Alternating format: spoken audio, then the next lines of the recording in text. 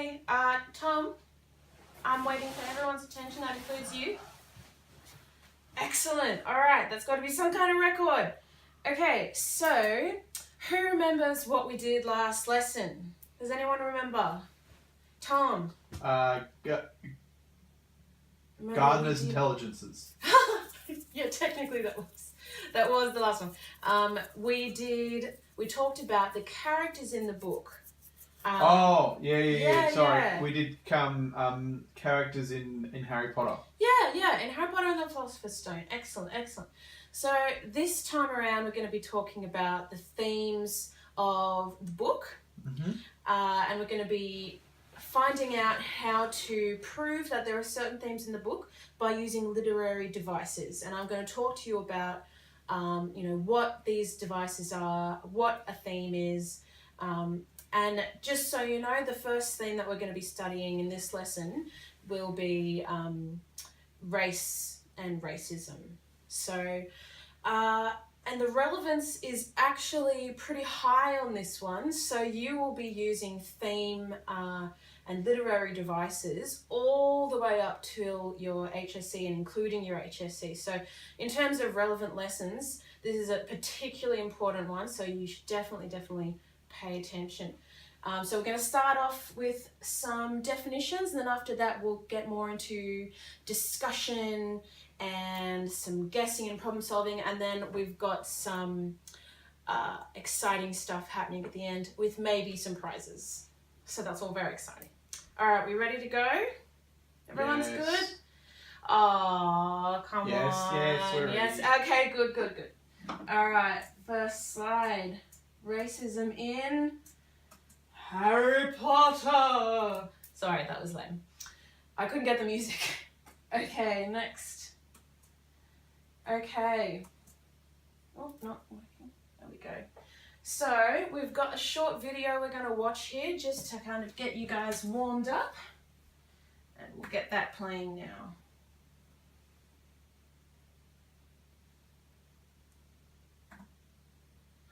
Sorry, whoops.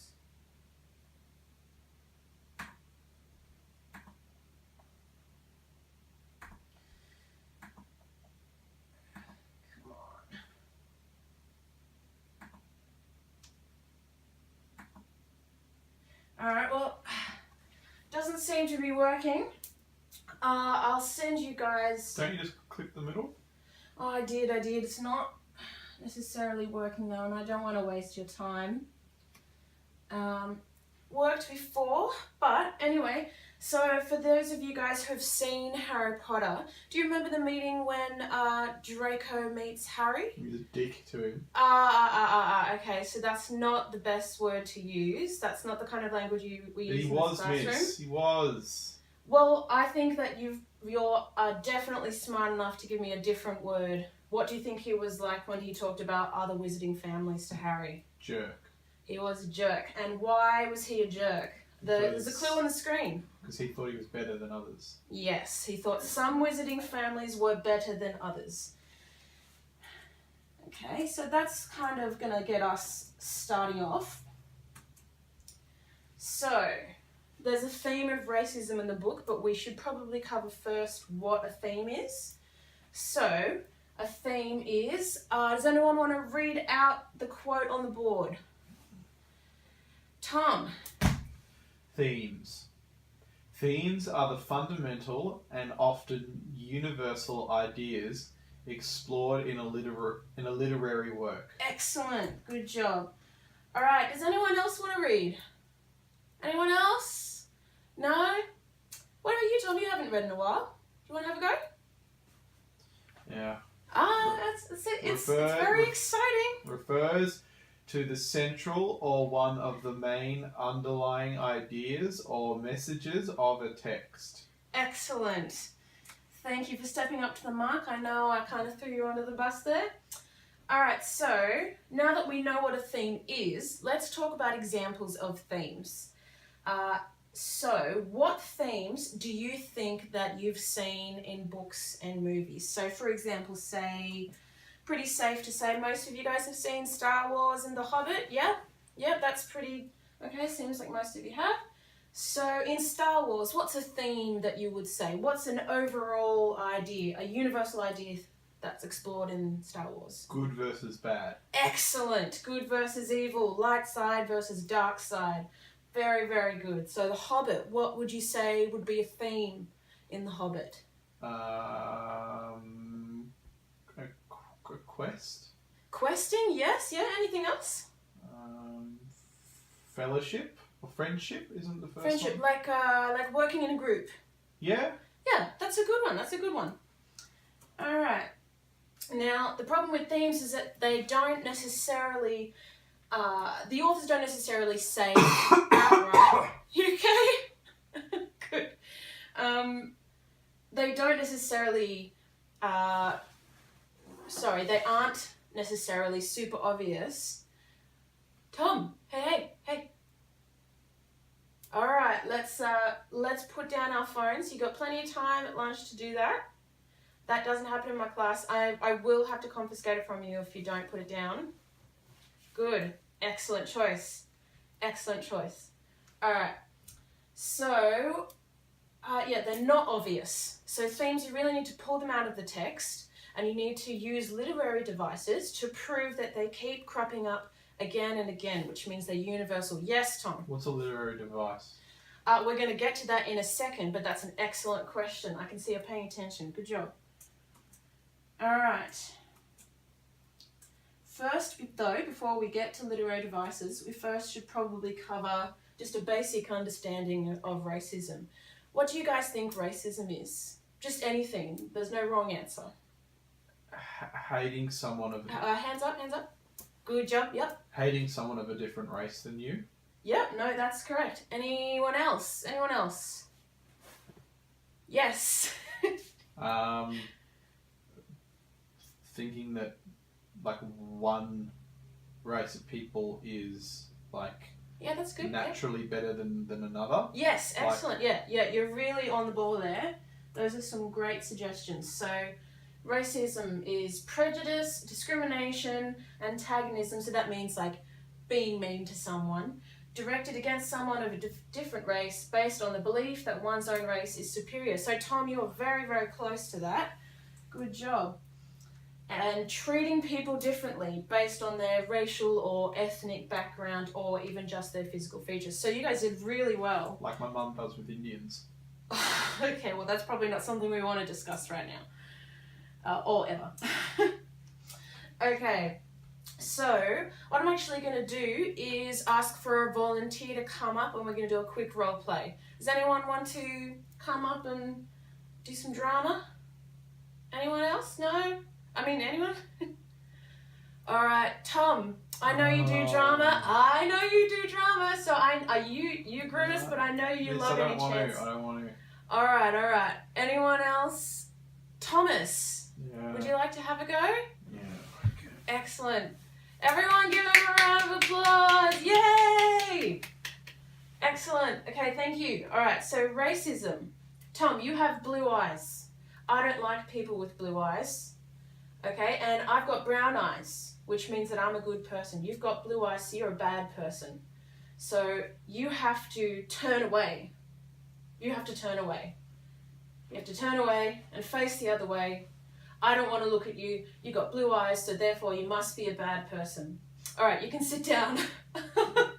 Of course, Thomas, I think you're a wonderful student. None of what I just said is true, but that is a perfect example of racism. So you're treating someone differently and assuming things about them because of their background or what they look like. So that is something that J.K. Rowling definitely touches on in Harry Potter.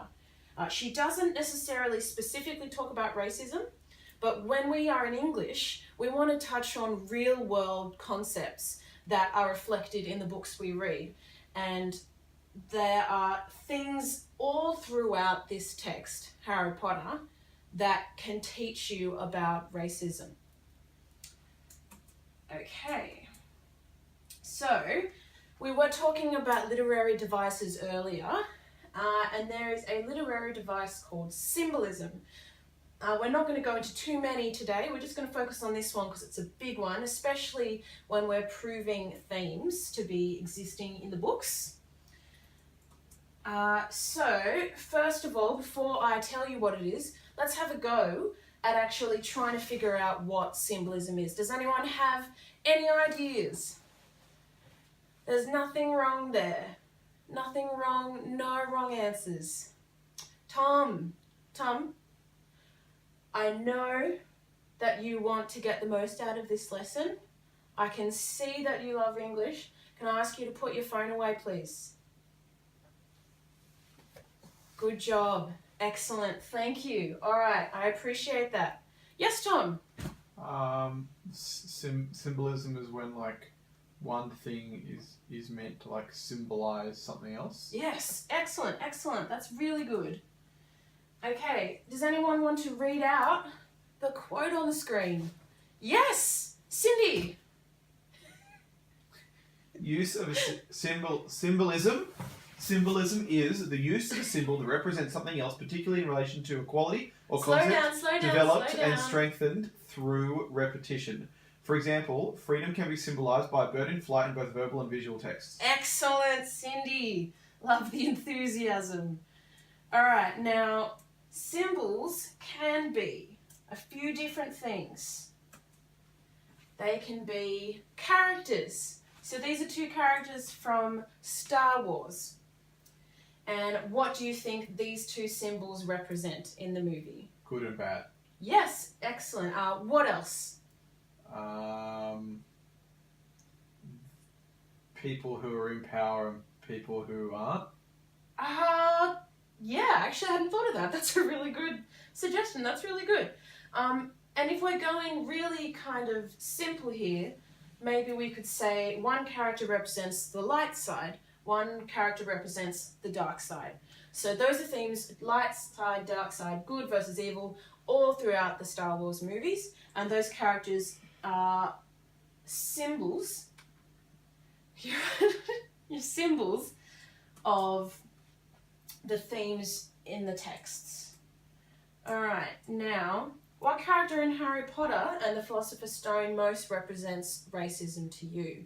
Does anyone have a character they think particularly shows, you know, what you would quantify as racism towards, so for example, we're saying that the racism here is towards wizards by quote-unquote muggles. Yes, Tom? Draco. Towards wizards? Oh, right, okay, yes, you're saying yes. No, that's my misunderstanding, sorry, you're more on the ball than I am. So how is Draco someone that you would say is racist? Because he thinks that you need to be a pure wizard to be seen as a proper Yes, wizard. excellent, although that is in the second book. But that's actually a correct answer, yes. Oh. Yeah. So no, it's correct, but we've got to make sure we stick to the Philosopher's Stone. Was there any other character that really hates wizards? You know, that's really scared of them, doesn't like them in the book? Yes, Tom. Harry's fake parents, what are they called? The Dursleys? I was going to say the Dudleys. The Dursleys. Almost. Pretty close. So, I would agree. I'd say Vernon Dursley is probably the person that represents racist attitudes or racism the most in the book. So we've got a couple pictures, very unflattering pictures of him here. Drink it in. It's not a lovely sight. So the ways I would say that Vernon... Tom, I'm really sorry. I have given you a couple of warnings. I'm going to have to ask you to give me your phone. You can have it back at the end of the lesson. Alright, no worries. Okay, let's keep going. Alright. So Vernon, he is afraid, as we can see in the text, he is afraid of anyone who challenges his ideas of what's normal. He's afraid of anything different or the other. So in kind of, when someone's racist, they're afraid of anyone that isn't like them. They're afraid of the other. Vernon's terrified of wizards. He doesn't want Harry to know that that's his background. He wants to keep Harry away from magic. So he has a real, he has a vendetta against wizards, and he will make, you know, very generalized judgments on what they're like, and that Harry shouldn't be involved with them. So I would say he would represent, you know, someone who is racist if we're using him as a symbol. Okay. Symbols can also be objects. So we've got the letter here that I'm sure a lot of people who read Harry Potter earlier probably wanted to receive on their 11th birthday. However, we're just going to discuss it in terms of symbolism today, so a little less interesting. So just a quick demonstration. So an object can symbolize something. So I've got a Christmas stocking here, and what does this symbolize to you? So it's not just a stocking. What does it mean? Does anyone have an idea? What does it... Yes, Tom. Presents. Yes, presents. Excellent. Anything else? Yes, Tom. Santa. Santa, good. Excellent, excellent. Okay, one more. Yes, Tom. Christmas. Christmas. Good job. See, so it's just a stocking, but it actually has meaning beyond just the object itself. And so authors use this all the time in books to explain themes and provide meaning that's more subtle than just stating it in the book. So Harry's letter, I would say, is an object that J.K. Rowling uses as a symbol. So it's inviting him to Hogwarts, to learn what it is to be a wizard, to embrace his background, his lineage, you know, what we would say is his race. That's the symbol. So what real world element do you think this letter could also symbolize? I just gave it away by accident, actually. What do you think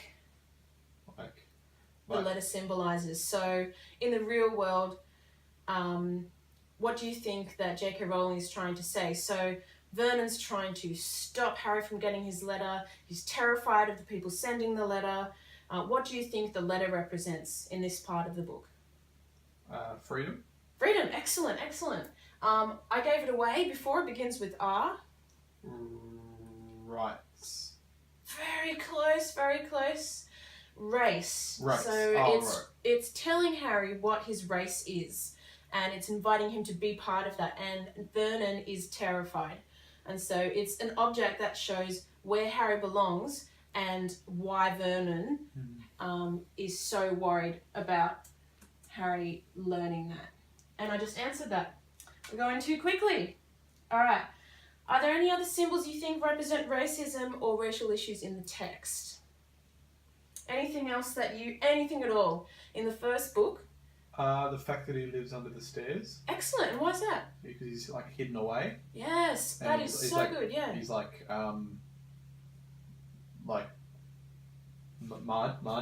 like he's put to the side. That's so good, Tom. Yes, alienated. So, you know, it's very common, you know, when we're discussing issues of racism, that one minority will be alienated or isolated or ostracized. And so the example of Harry being stuck under the stairs is being hidden away. Vernon doesn't want anyone to know that he has someone who's magical in his house.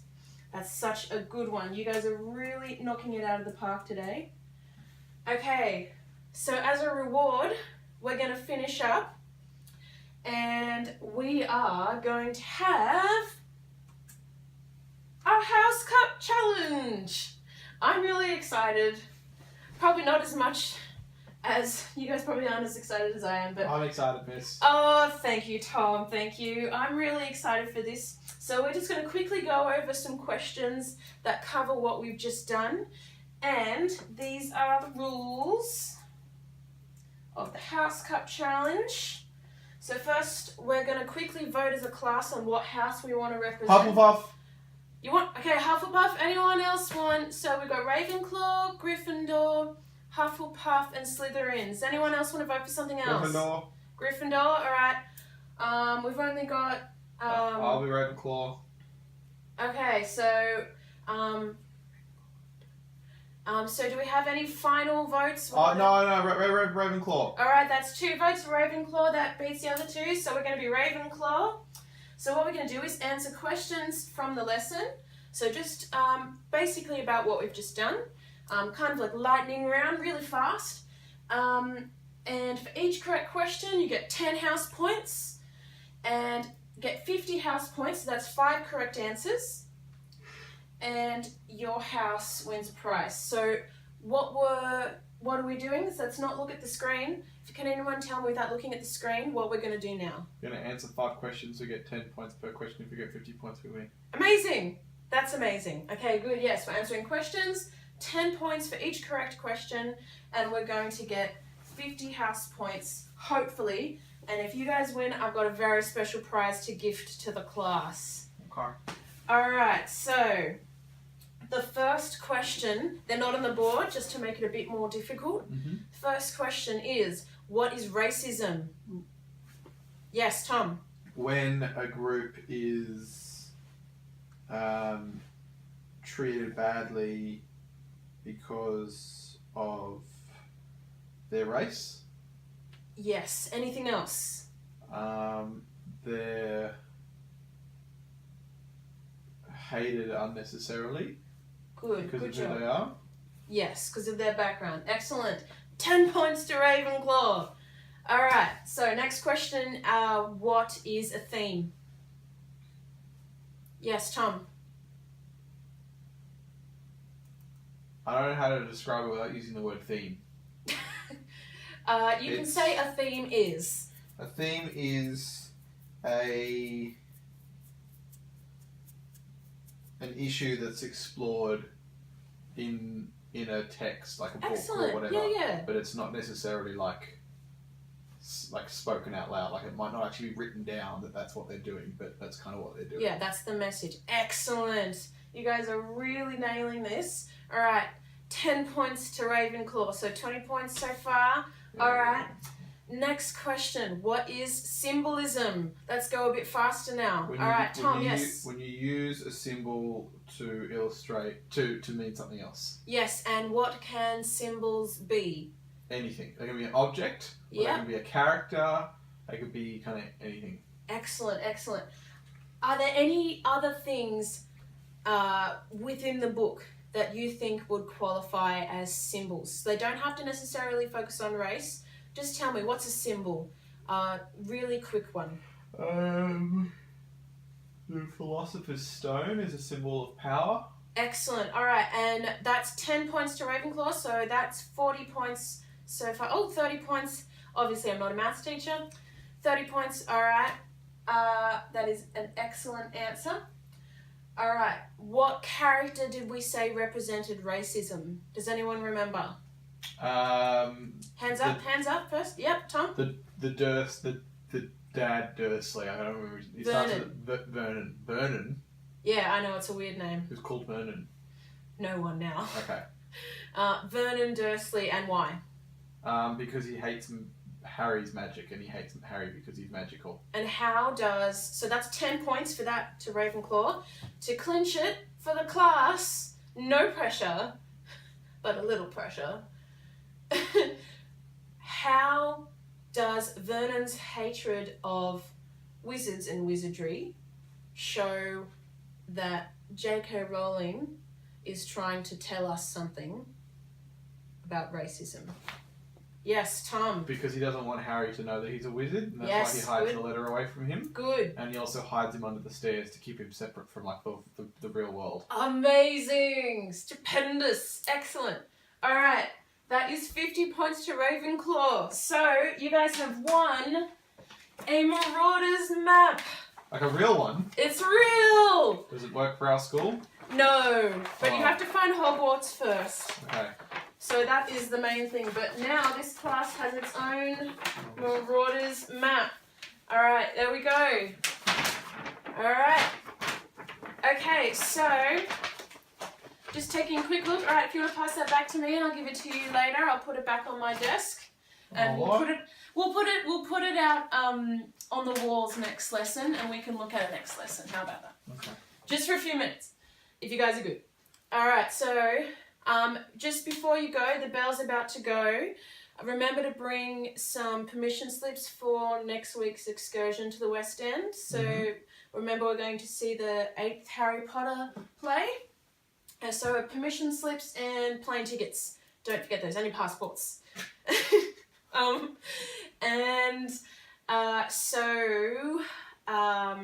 We've done excellent this lesson. You guys have really focused. You've really been concentrating, and I can see that, so I really appreciate it. So next lesson we're going to focus more on the themes in Harry Potter.